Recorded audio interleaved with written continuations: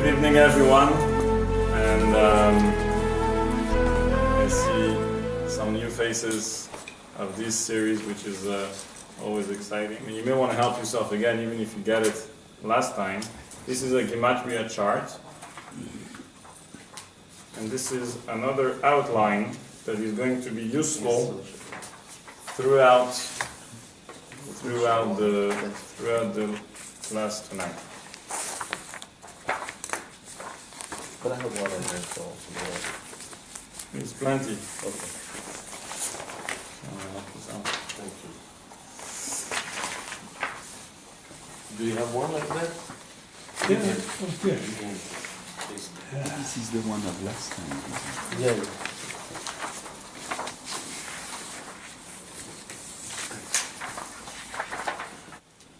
Gematria. Gematria, as we know, numerical equivalent in Hebrew. Gematria, as we said, throughout this series, is a tremendous wealth of knowledge. A tremendous wealth of information.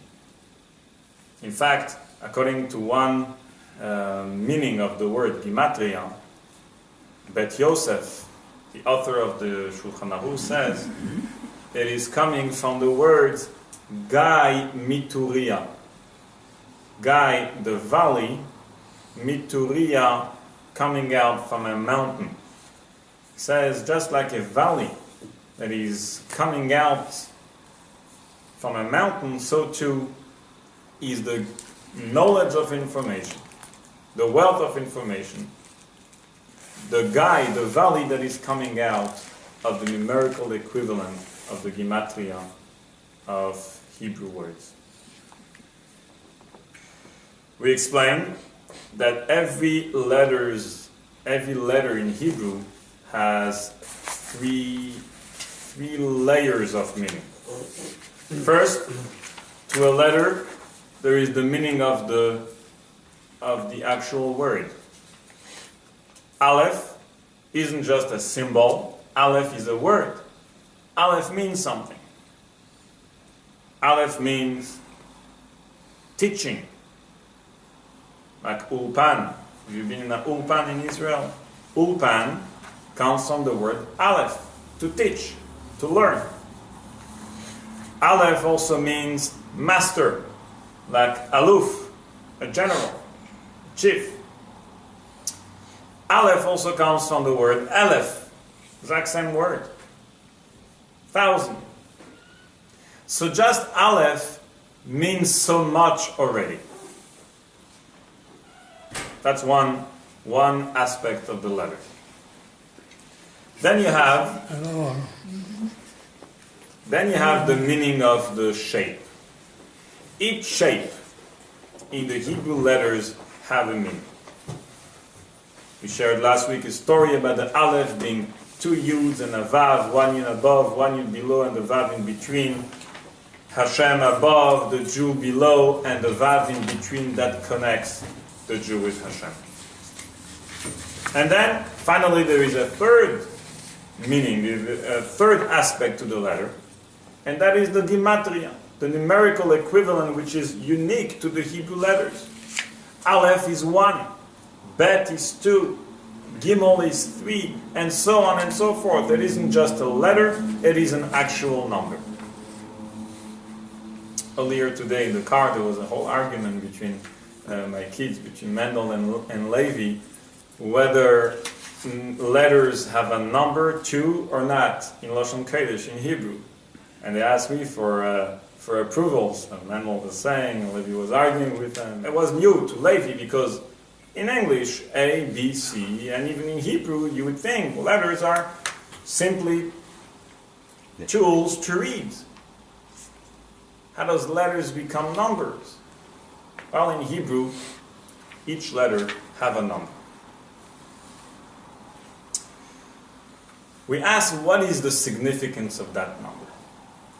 Before getting into any Gematria, meaning before finding out that, you know what, this is 70, and this is also 70, oh, Wonderful. There must be a connection.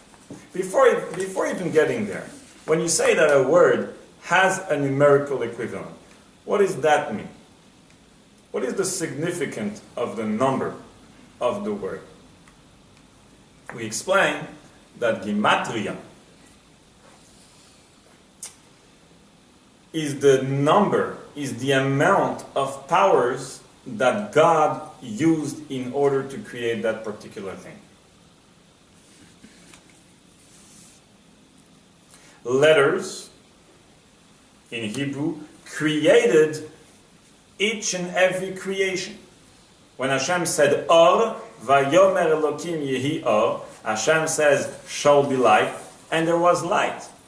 Because the words, the letters, Aleph, Vav, Resh, the word Or, created light. The combination of those letters is a combination of godly energy that created and sustained until today light, and so on and so forth for every single creation. Now, in addition to the letters being the tools that Hashem used to create the world, they also tell us how many powers, how many kochot, how many divine energy God used in order to create that thing. So if that Gematria is 70, it means that Hashem used 70 type, whatever that means, 70 type of forces of divine energy to create that particular thing. If the Gematria is 258, it means that God used a combination of 258 powers in order to create that particular thing. Which leads us to a natural conclusion. Not because anything has the same numerical equivalent, it means they are related. It isn't because one thing is 540 and another thing happens to be also 540 that right away you would make a connection and say, well, since they have the same number in Hebrew, must be they are related, must be they are connected. The answer is definitely not.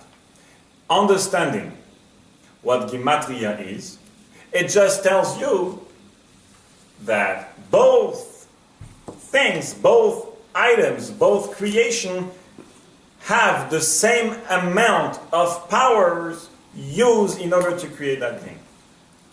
But it doesn't mean that they are the same type of powers.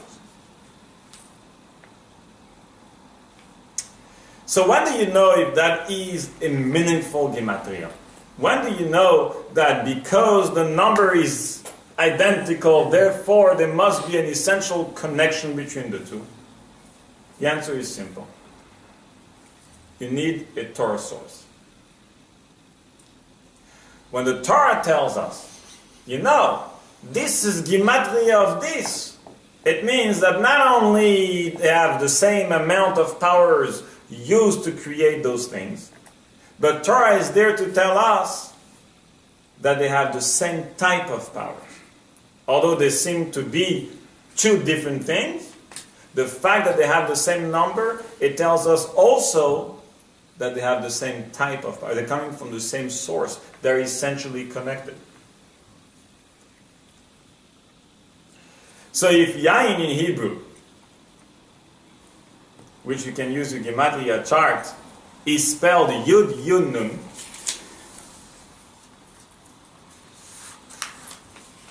we have our Gematria expert right over here, that Moshe, mathematician, gematriologist, we're going to call him. Wow. Our in-house gematriologist. Yain in Hebrew, Yud is 10. Another Yud is 10. That is 20. That's 70. Nun is... And Nain. Nun. You're good. Nun is 50. Total of 70. The Talmud tells us there is another word that is 70. Sod. Secret. Sod is Samech Vav Dalet. Then secret is Samech is 60, Vav 6. Vav is 6, 4. and Dalet is 4. Again, 70. So here you have two words, Yain and Sod. Both 70. Tells us the Talmud, they have a connection between the two. Wine and secret are essentially connected.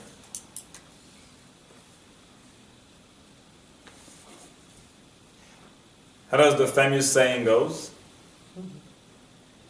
Nichnas yain, yatsa sad. When wine comes in, secret comes out. It isn't just This is true. a natural consequence of too much wine. It is because wine and secrets are connected. And that is why wine is able to extract, to reveal secrets.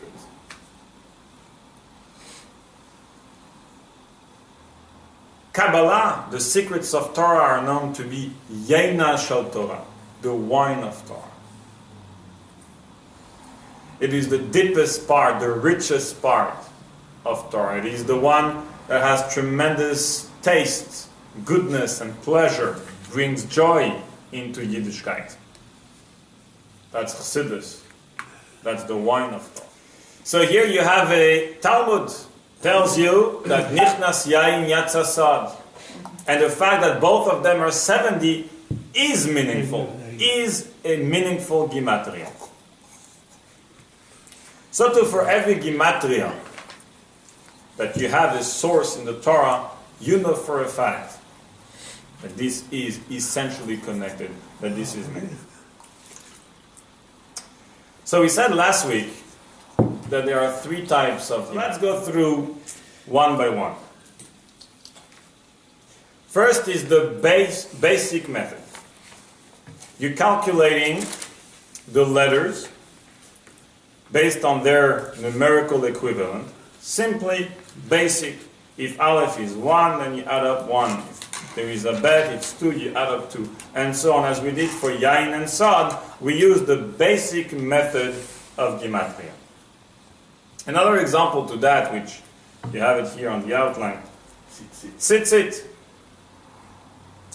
Tzitzit, the famous mitzvah, the mitzvah of wearing a talit, of wearing a tzitzit every day, has a numerical equivalent. Tzaddik is 90. 90.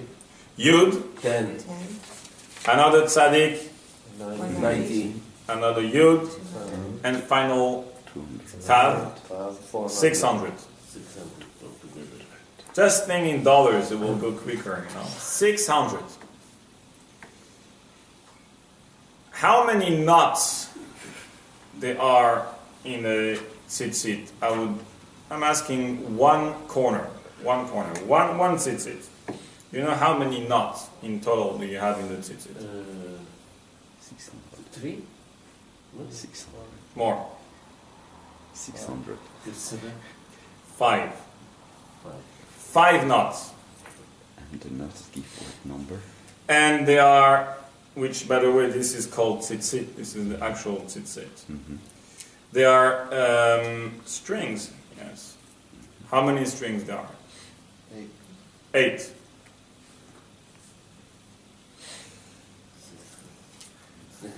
Total 613. A total of 613.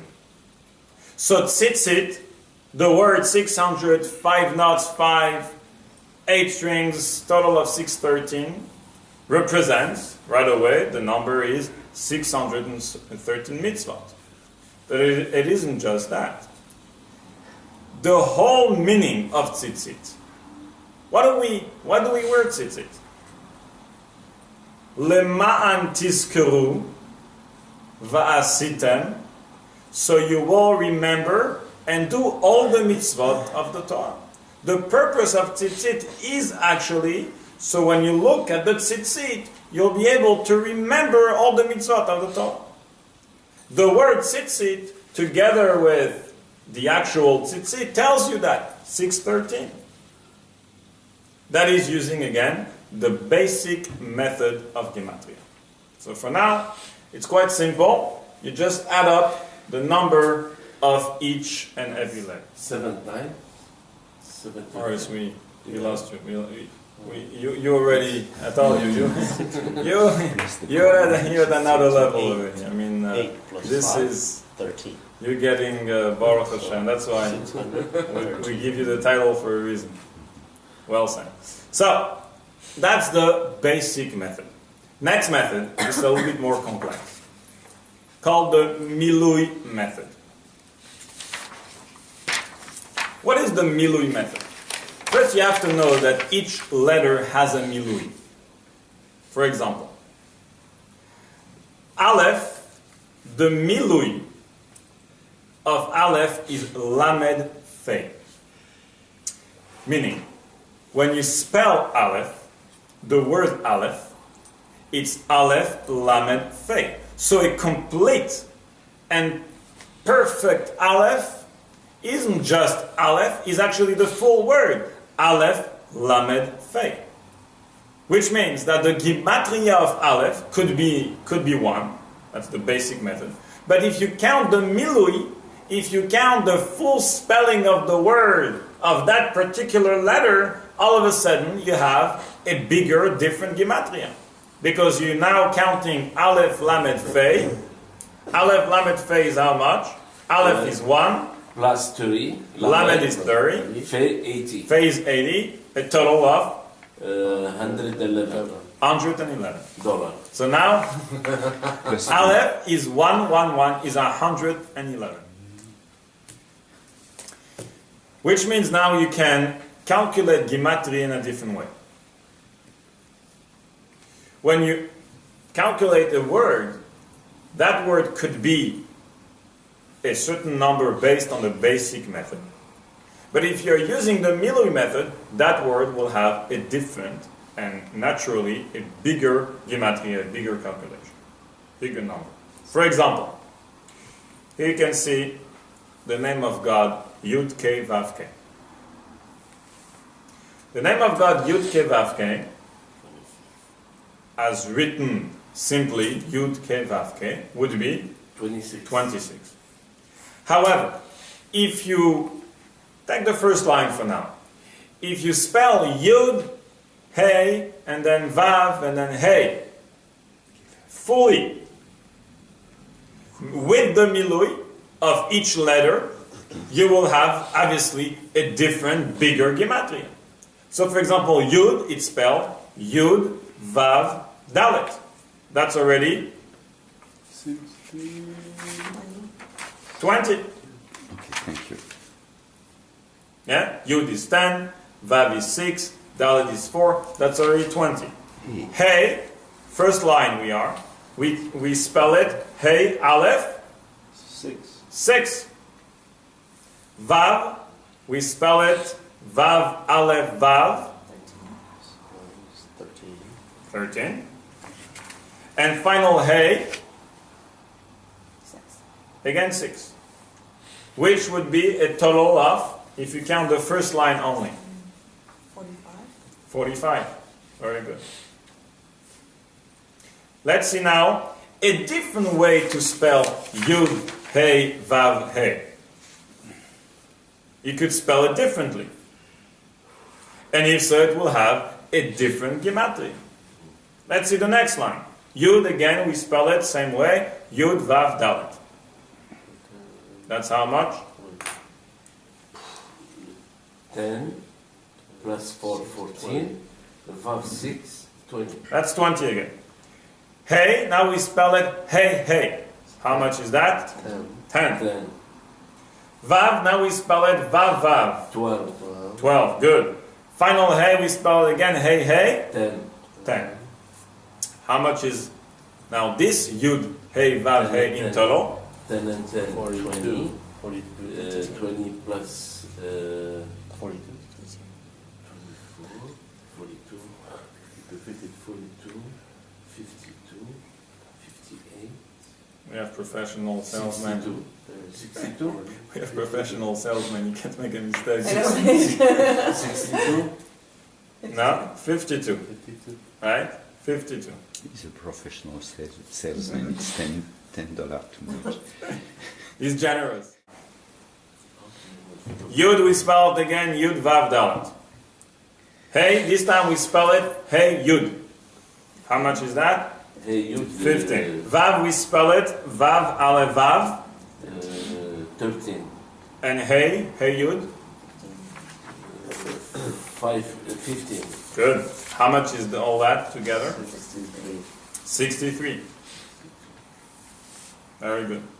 Final line. Yud, hey, hey, Yud. Vav, Vav, Yud, Vav. And final hey, hey, Yud. I'll let you calculate. 72. So you have different gematria to the name of God, Yud Ke Vav Ke. You could have, in the Milui one I'm speaking, you could have 45, you could have 52, you could have 63, or you could have 72, depending on how you spell the letters Yud, He, Vav, He. Now, Maybe I should have studied further yours. in Kabbalah, in Hasidic philosophy, you will come across the name of God known as Shem Ma, the name of Ma, the name of Ban, the name of Sag, the name of Ab. What name is that? What name is Ma? What name is Ab? The answer is, now you know the answer. It refers to the name Yud Ke Vav Ke, depending how you're spelling it. So Shem Ma, Ma is Mem He, is 45. It's the name of Yud Ke Vav Ke spelled in the first way, which would add up to a gematria of 45. Ban is the next way, is the second way to spell Yud Ke Vav Ke, and it would be a gematria of 52. So when it tells you Shema, the name of 45, the name of 52, it refers to two ways to spell Yud Ke Vav Ke. But obviously, it's not just a different way to spell Yud Ke Vav Ke, it refers to two levels of godliness. The name of God and the letters of the name of God represent divine energies. So it says, for example, that the male reality, Zachar, comes from Ma. The neshama, the souls of the male, comes from Ma, comes from Yud Ke Vav Ke, spelled in the 45 Milui Gematria. The soul of the female, the feminine reality, comes from Ban. Neshamot de Ban. That is coming from a whole different godly energy. The godly energy of Yud Ke Vav Ke spelled differently. Finally, we have the third method, the shape method. And that's quite a unique one.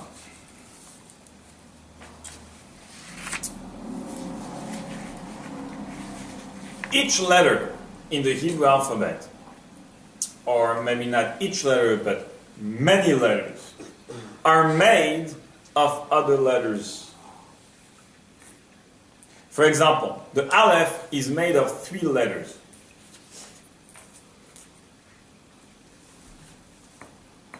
Which are the letters of the Aleph? 3 letters.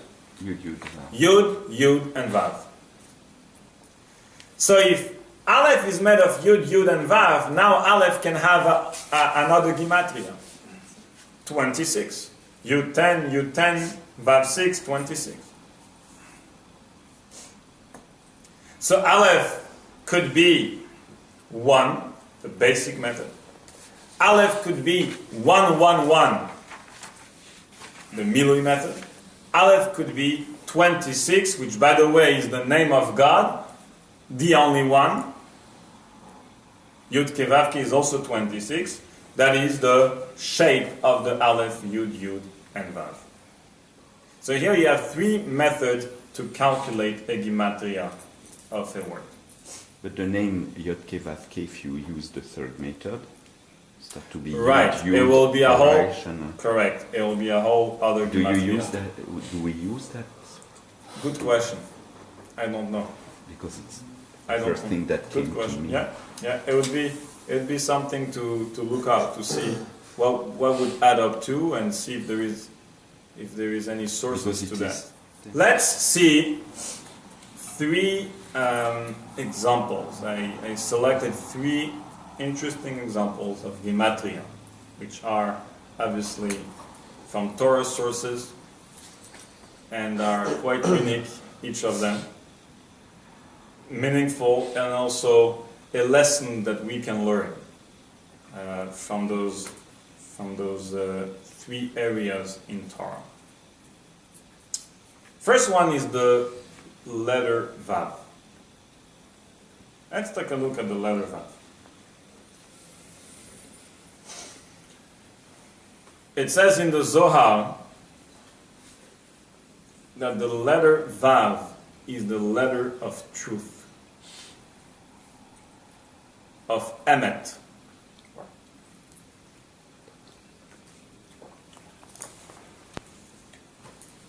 Where do we see truth in the letter Vav? So here you want to use an interesting way of gematria.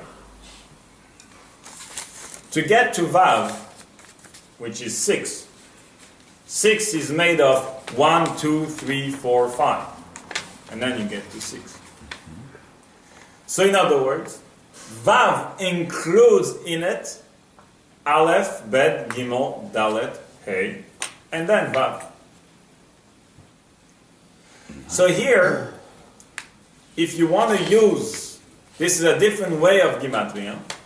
If you want to calculate the Vav, you calculate, it could be simply 6, but it could also be adding up 1 and 2 plus 3 plus 4 plus 5 plus 6, because this is how do you get to Vav. So if you add up Aleph, Bet, Gimel, Dalet, Hey, Vav, how much would you have? 18, no? 21. 21? 1 plus 2 3, plus 3 6, plus 4 10, plus 5 15, plus 6 21. See, that's an original one. Because Vav isn't just 6. Vav includes in it Aleph, Bet, Gimel, Dalet, Hey, and then Vav. So a gematria of Vav could be 21. How do you get to 21? You count 1, 2, and 3, and 4, and 5, and 6. You get 21. 21 times 21 is how much? 441. 441. Oh. No? Bediuk. I think 441. I need my calculatrice. How much, what is the gematria of Emet, of the word Emet, truth in Hebrew? 441. 441. This is how the Vav is connected to Emet being shown in the gematria as well. In other words, it isn't because Vav is gematria 441, therefore it is Emet. The Zohar tells you that Vav is Emet. Now the gematria also tells you that. The gematria reveal you what the Zohar is telling you. Emet is truth. What is truth? Truth is something that is eternal, that never stops. Things that stop, even when they exist, they are not true.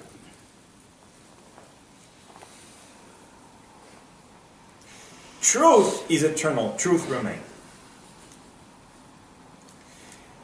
A person who is truly good is always good. The word sheker in Hebrew for lie is written with shin, kuf, resh. Sheker. Sheker, Menteur. mensonge. Mensonge. Sheker in Hebrew, the letters shin, kuf, resh, each letter is falling down. It has only one foot. The shin, not the one you see here, but actually the one in the Sefer Torah, is actually three lines who come together in a similar to a V shape, falling down. The kuf is falling down. The resh is also falling down, because sheker ultimately is falling down. Emet is eternal; it remains, and that's why the letter of Aleph has 2 foot; it stays. Mem has one big foundation; it stays. The Tav has 2 big foot; it stays, because something that is truth is eternal. The ultimate truth is Hashem. The Emet Havaye Le'olam, because Hashem remains. Hashem is eternal. But we can and we should bring some truth in our life too. And to be true to what we are doing means we are doing it all the time. We are consistent. That's emes. That's truth. The Mishnah tells us there were water, mayim amechazvim, there were water that were lying. It's called the water that were lying.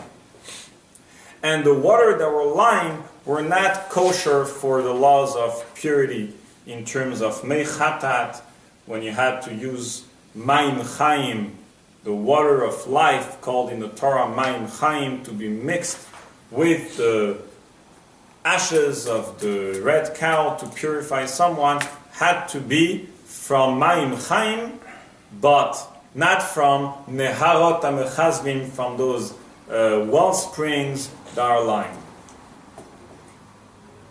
What does it mean, wellspring that are lying?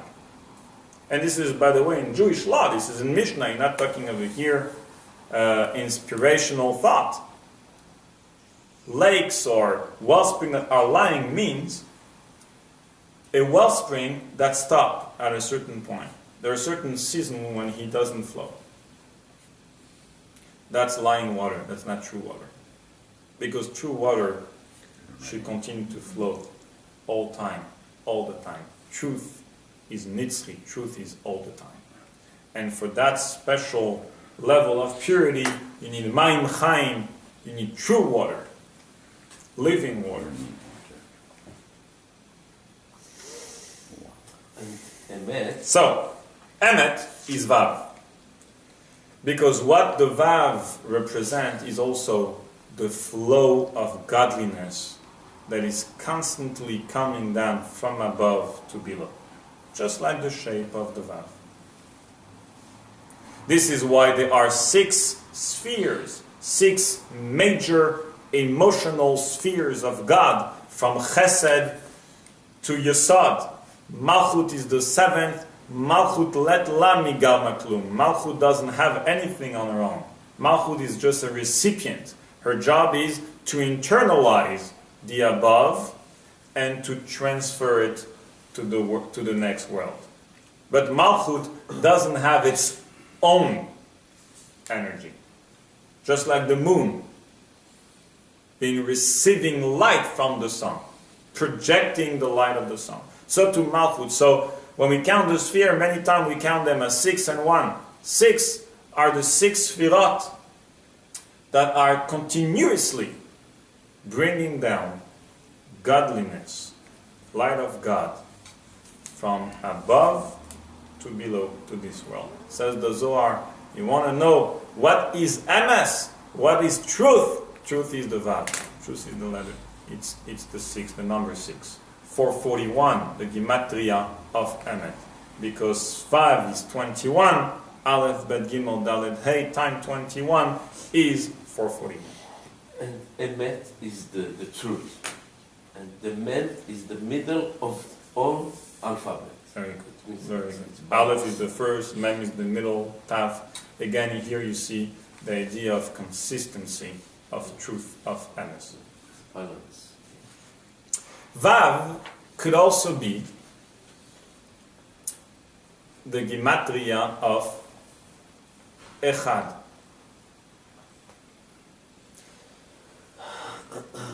Vav, in the Milui method, and we will spell it Vav Aleph Vav, would be 13. Another word that is 13 is Echad. The word for one, or oneness, is also 13. Aleph, Chet, Dalet, as you can see it here, is 13. 1, 8, and 4. So, 13, Vav, and Echad, both are 13. What is the connection between Vav and Echad? I'll just mention one of them because I see time is running. Oh, yeah. Vav unifies things and everything. This is the job of the Vav. Practically speaking and spiritually speaking. How do you say in Hebrew a table? Shulchan. Shin Lamed. How do you say in Hebrew a chair? Kiseh. Now, if you want to connect the table to the chair, you would say the table and the chair. How do you say the table and the chair in Hebrew? In other words, Shulchan. Shulchan vekiseh. You add a vav. Vav unifies things. If you say there is José in the room, and then you say there is Maurice, and José and Maurice are two different worlds. You want to connect José to Maurice. Just one little thing. You add a vav. José ve Maurice.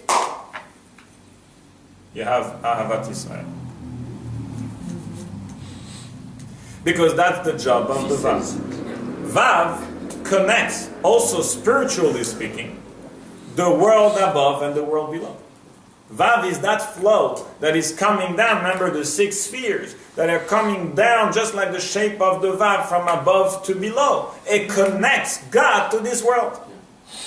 Vav is known to be the connecting letter. It connects. It connects everything. That's what the Vav is doing. And that's why Vav is the Gematria Echad. Vav is the numerical value of 13 of 1, Echad, because Vav does the job of Echad, to unify things, to make that everything should become one. Like husband and wife, Very good. if they get married, you know. Very good. David, Miriam. Let's see one more example of Gematria. You have it here. Shaleg in Hebrew is snow. Something that we are not missing it for now. We have, thank God, a little bit of sun. We had rain. We will still have rain, but snow. I mean, we live in Vancouver. We are not praying for it, but we're expecting it. So Shaleg is snow. What is the numerical equivalent of Shaleg? 333. Good. 333. Remember, the numerical equivalent of the milui of Aleph, of the word Aleph, is how much? Aleph Lamed Fei. And 111? Yes, 111. So, bear with me for a minute.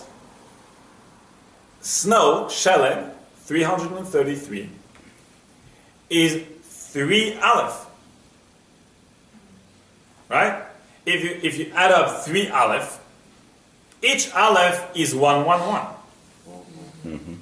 Times 3, so 3 times aleph would be snow, would be sheleg, would be 333. Okay? That is clear? Another meaning of the word aleph in Hebrew means a number. What does aleph means in Hebrew? 1,000. 1,000. 1,000. So here is like this. 1,000 isn't the numerical equivalent of aleph. 1,000 is a number being the translation of the word aleph, or the letter aleph. 3 aleph 3,000. is 3,000. Okay? So 3 aleph could be 333. The numerical equivalent of the word aleph, aleph, lamed, fe is 111. So 3 times aleph, 3 times 111 is 333. But 3 aleph could also mean 3,000. Shalosh aleph in Hebrew, simply, if you translate the word, not numerical equivalent, just the word, is 3,000. So 333 snow is connected to 3,000. Because what is 333? 333 is the numerical equivalent of 3 alephs. Of 3 times the word aleph. 111. What is the meaning of the word aleph? 1,000. So 333 also means 3,000.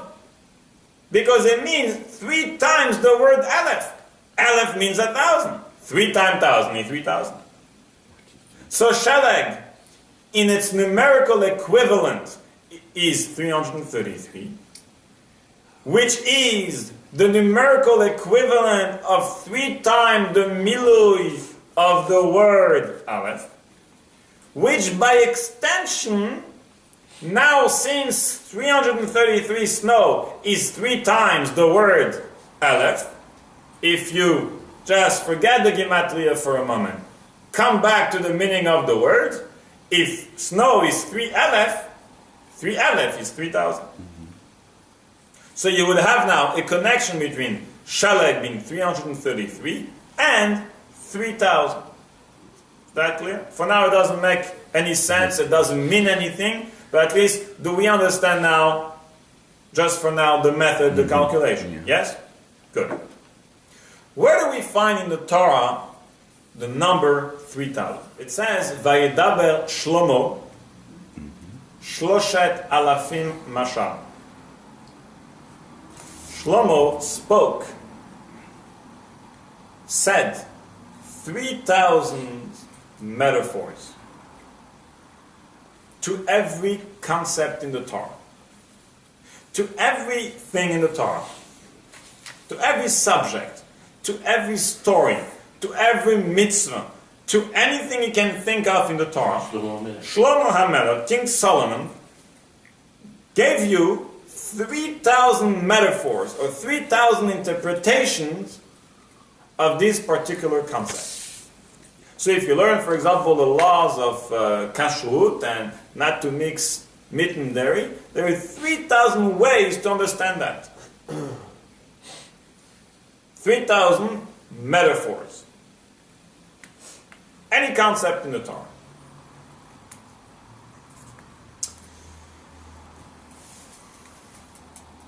So 3,000 is associated with the concept of a metaphor.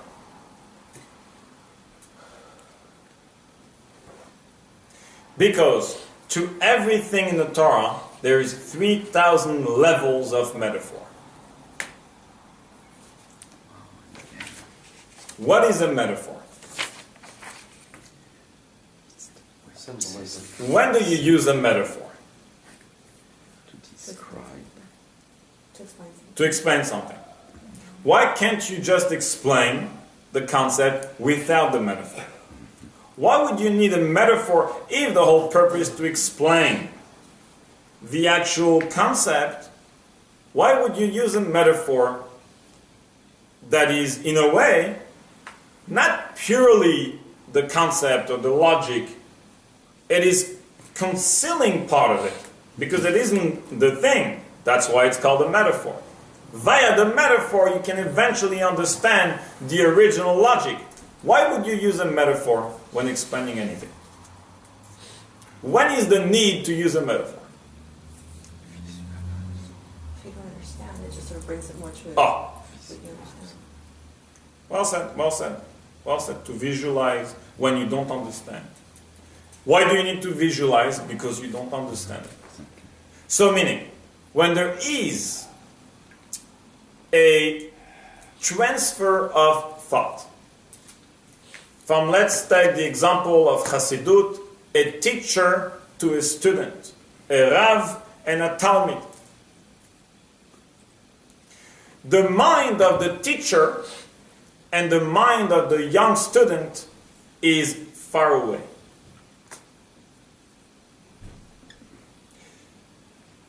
The teacher wants to explain the logic to the student. If he's just explaining the logic purely in its original form, it'll be too powerful for the student. He won't be able to absorb it. Just like take the example, the metaphor of water. You know, you're thirsty and you want water, and water is coming. You have the Niagara Falls. It's plenty of water. Go ahead and drink. You're thirsty. Go ahead. Now it's time to drink. Here is it. It's coming with a tremendous amount of water. Too much. Yes, you wanted the water. You were thirsty. Impossible to drink.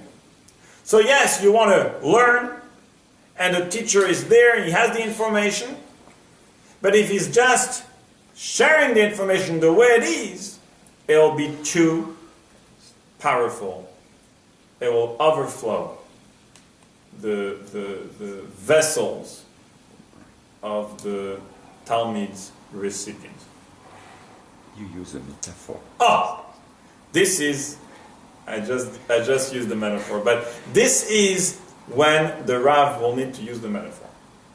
What is the metaphor doing? And a proper and accurate metaphor.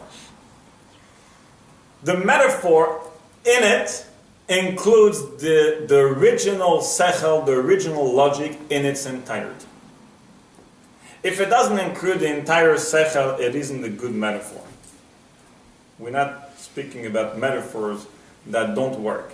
We're speaking about a metaphor that is accurate, a true and good original metaphor. A metaphor has to include the entire logic of the Rav, of the teacher, inside the metaphor. But at the same time, what the metaphor does, it conceals the purity, the intensity of the logic. It contracts the logic in a way that will be just enough for the Talmud to understand the metaphor. Once the Talmud got the metaphor, he understood the metaphor. In its mind now, there is the logic of the teacher in his entirety via the contraction, the concealment, the filter of the metaphor. At this point, he will only understand the metaphor. But when he's going to grow up, when his vessels will expand, his intellectual vessels will expand, via the metaphor that he already has, that he has acquired, he'll be able on his own to understand the original logic that was infused in the metaphor. He won't need to hear it once again from the Rav. He has the metaphor. He has the entire sechel there. He just needs now to develop it, to remove the layers of the metaphor and to realize, hey, this is the logic of the Rav. Let me use a metaphor to explain this concept of a metaphor.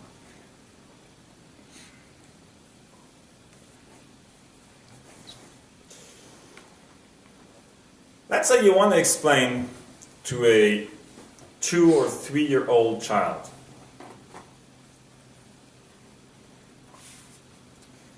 that there is a mathematical concept of 2 plus 2 equal 4. This is a theoretical concept. You don't need to have any practical implication. Mathematically, logically speaking, 2 plus 2 equal 4. Now, if you speak to a child, 2-year-old child, and you say, 2 plus 2 equal 4.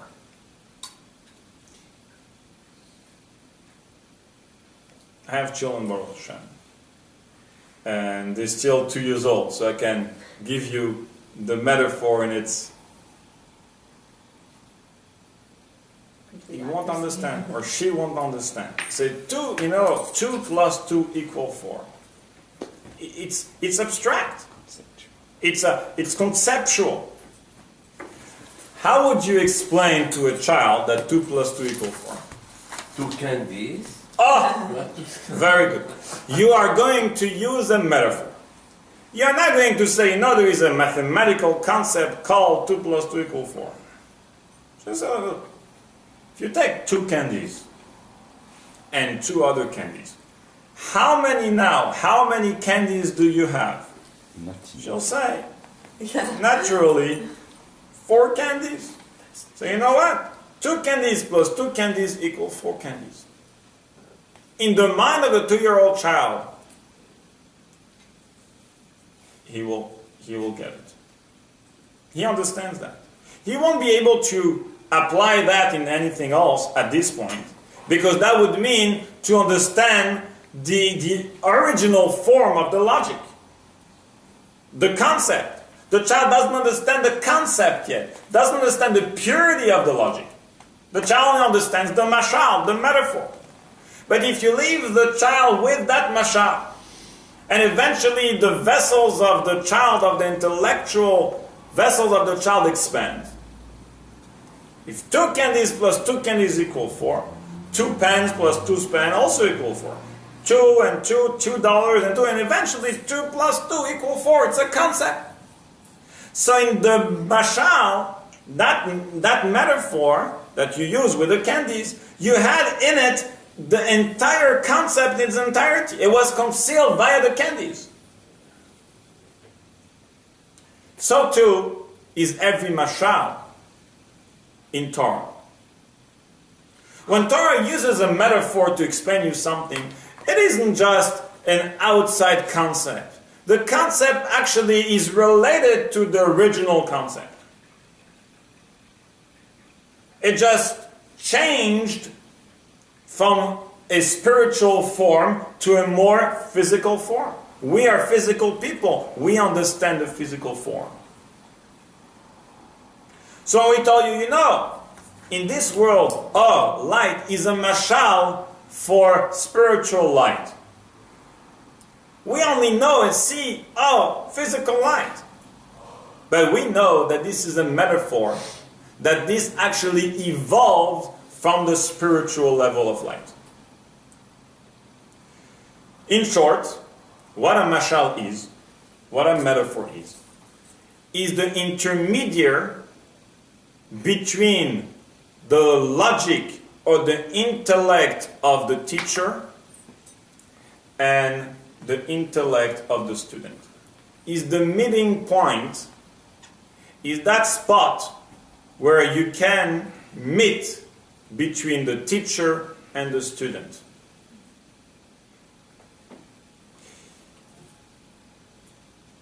It is made of the two worlds. The metaphor has in it part of the world of the teacher and part of the world of the student. In the metaphor, it has to be a part that speaks to the student. And in the metaphor, if it is to be a metaphor for the logic of the teacher, has to include in it the logic of the teacher. So a metaphor is actually made of the two worlds. It is that middle point between the world above and the world below. This is snow. Snow is a metaphor for what a metaphor is supposed to be.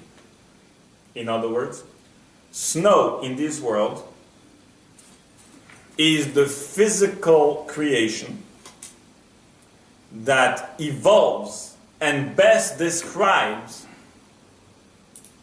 the meeting point between godliness and this earth.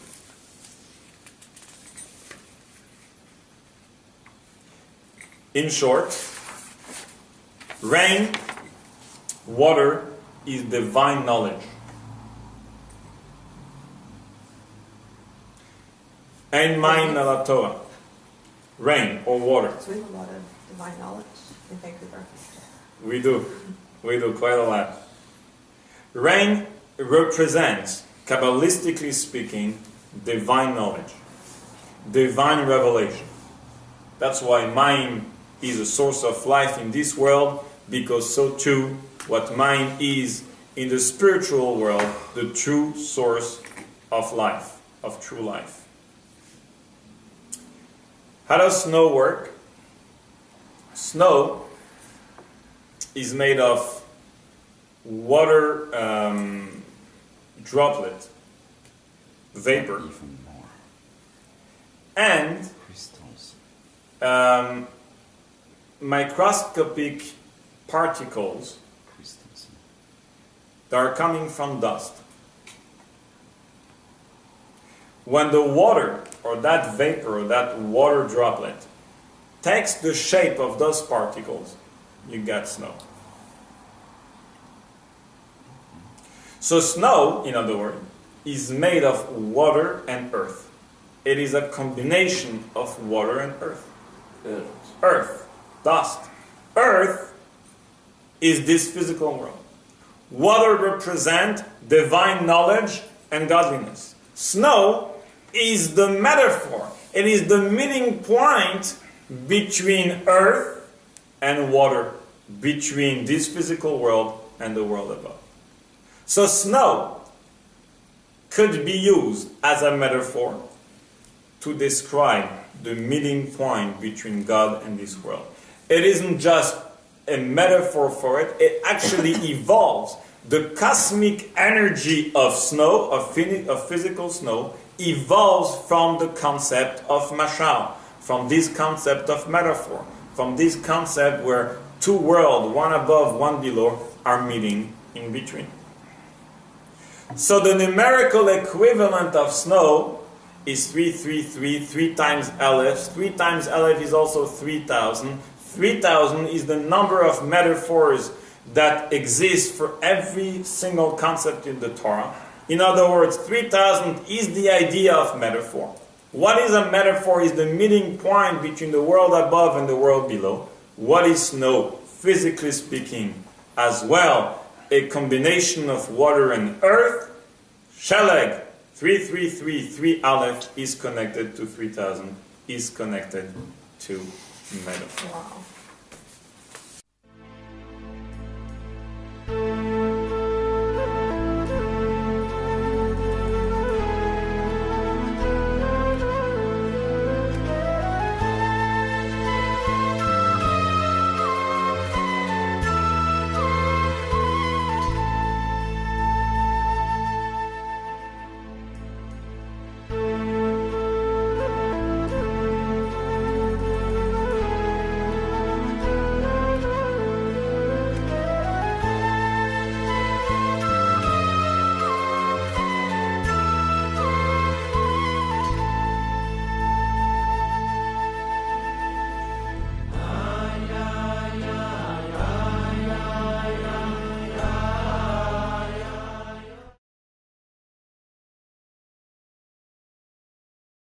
therefore there must be an essential connection between the two?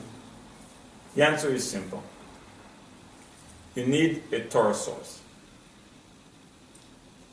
When the Torah tells us, this is Gematria of this, it means that not only they have the same amount of powers used to create those things, but Torah is there to tell us that they have the same type of powers.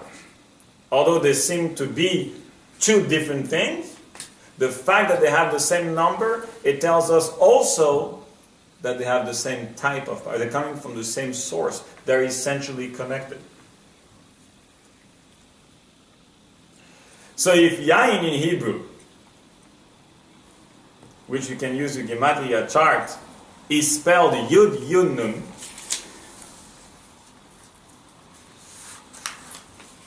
we have our Gematria expert right over here, that Moshe, mathematician, gematriologist, we're going to call him. Wow. Our in-house gematriologist. Yain in Hebrew, Yud is 10. Another Yud is 10. That is 20. That's 70. Nun is... And 9. Nun. You're good. Nun is 50. Total of 70. The Talmud tells us there is another word that is 70. Sod. Secret. Sod is Samech Vav Dalet. Then secret is Samech is 60. Vav 6. Vav is 6. 4. The valley that is coming out of the numerical equivalent of the Gematria of Hebrew words. We explained that every letter in Hebrew has three layers of meaning. First, to a letter, there is the meaning of the actual word. Aleph isn't just a symbol. Aleph is a word. Aleph means something. Aleph means teaching. Like Ulpan. Have you been in an Ulpan in Israel? Ulpan comes from the word Aleph, to teach, to learn. Aleph also means master, like Aluf, a general, chief. Aleph also comes from the word Aleph, exact same word. 1,000. So just Aleph means so much already. That's one aspect of the letter. Then you have the meaning of the shape. Each shape in the Hebrew letters have a meaning. We shared last week a story about the Aleph being 2 Yuds and a Vav, 1 Yud above, 1 Yud below, and the Vav in between. Hashem above, the Jew below, and the Vav in between that connects the Jew with Hashem. And then, finally, there is a third meaning, a third aspect to the letter, and that is the Gematria, the numerical equivalent which is unique to the Hebrew letters. Aleph is 1, Bet is 2, Gimel is 3, and so on and so forth. It isn't just a letter, it is an actual number. Earlier today in the car there was a whole argument between my kids, between Mendel and Levi, whether letters have a number 2 or not in Lashon Kodesh, in Hebrew. And they asked me for approvals. And Mendel was saying, and Levi was arguing with them. It was new to Levi because in English, A, B, C, and even in Hebrew, you would think letters are simply tools to read. How does letters become numbers? Well, in Hebrew, each letter have a number. We ask, what is the significance of that number? Before getting into any gematria, meaning before finding out that, you know what, this is 70, and this is also 70, oh, wonderful, there must be a connection. Before even getting there, when you say that a word has a numerical equivalent, what does that mean? What is the significance of the number of the word? We explain that Gematria is the number, is the amount of powers that God used in order to create that particular thing. Letters in Hebrew created each and every creation. When Hashem said Or, Vayomer Elokim Yehi Or, Hashem says shall be light, and there was light. Because the words, the letters, Aleph Vav Resh, the word Or, created light. The combination of those letters is a combination of godly energy that created and sustained until today light, and so on and so forth for every single creation. Now, in addition to the letters being the tools that Hashem used to create the world, they also tell us how many powers, how many kochot, how many divine energy God used in order to create that thing. So if that Gematria is 70, it means that Hashem used 70 type, whatever that means, 70 type of forces of divine energy to create that particular thing. If the Gematria is 258, it means that God used a combination of 258 powers in order to create that particular thing. Which leads us to a natural conclusion. Not because anything has the same numerical equivalent, it means they are related. It isn't because one thing is 540 and another thing happens to be also 540 that right away you would make a connection and say, well, since they have the same number in Hebrew, must be they are related, must be they are connected. The answer is definitely not. Understanding what Gematria is, it just tells you that both things, both items, both creation have the same amount of powers used in order to create that thing. But it doesn't mean that they are the same type of powers. So when do you know if that is a meaningful Gematria? When do you know that because the number is identical, therefore... Good evening, everyone. And I see some new faces of this series, which is always exciting. And you may want to help yourself again, even if you get it last time. This is a Gematria chart. And this is another outline that is going to be useful throughout the class tonight. But I have one in there, so It's plenty. okay. Thank you. Do you have one like that? Yeah, okay. You can please. This is the one of last time. Yeah.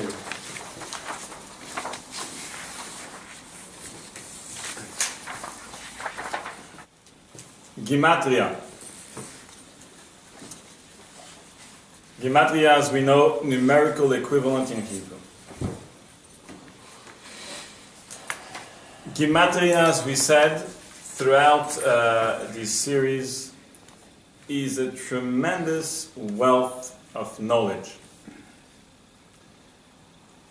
A tremendous wealth of information. In fact, according to one meaning of the word Gematria, Bet Yosef, the author of the Shulchan Aruch, says it is coming from the word Gai Mituria. Gai, the valley, Mituria, coming out from a mountain.